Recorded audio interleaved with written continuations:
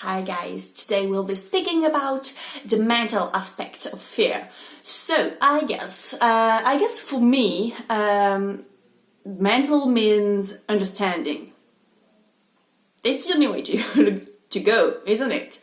It's just knowledge. It's just putting into words, getting to know yourself better, getting to know your fear better, getting to know why you do fear something and why you can stop fearing it as well.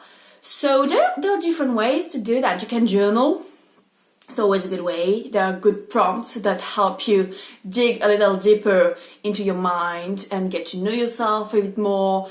That's a really good way to understand that. There are also great articles and books about fears and about self-discovery, about all these little things that we just pile up as we grow up, from the fears that we had when we were children to the fear that we've got because we're adults. There are so many things that sometimes are unsolved and create these tensions in our body and these reactions sometimes to some situation that are not needed. Maybe sometimes we just like subconsciously consider something scary, but it's not really. Do you see what I mean? It's just something that we used to feel and we still keep feeling it that way, but it's not real now that we are grown up, that you are an adult,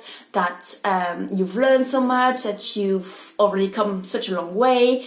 There are some things that you've done differently, so maybe this is not really up to date anymore, so you can change that. So just find what makes sense. Find the little, guidelines and all that, the little light in all of these shadows, so you can really understand what's happening in your mind and why you are reacting and how you are reacting. And then you can think about the solutions you can use and what you can do about it. And you can also realize how well you know yourself, how well you are comfortable with yourself, how well you are able to just see yourself for who you are and be like, all right, this is happening this way, but I think I can do better than that, and I know that it's not the real me, it's just hurt me, or it's just really shy me or scared me, and it's still a part of you, but it's not like the really strong, centered, core you that you know you are. I don't know if you ever had these feelings before, but I know I do, so maybe you do too. So just try to put it into words. That helps so much to ease the mental and put yourself at peace. Trying to untangle these little strings, these little mess everywhere, and trying to make sense to it, trying to like really put the jigsaw in one piece so you can see the bigger picture. So when it comes to fear, just face it. There is no other way to do it. Just sit down, have a cup of tea, breathe in, breathe out, and put in words. Start with how you're feeling. Why are you feeling it? And don't try to think too hard. Just let the emotions rise and let the ideas and the thought, and you can just spend 2 minutes on it. It doesn't have to be like a 1 hour thing. I've got to solve this and then I can move on.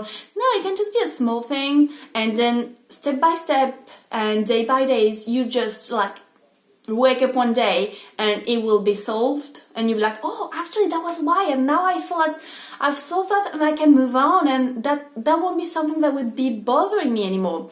So that's something I like to do, and that's how I picture it.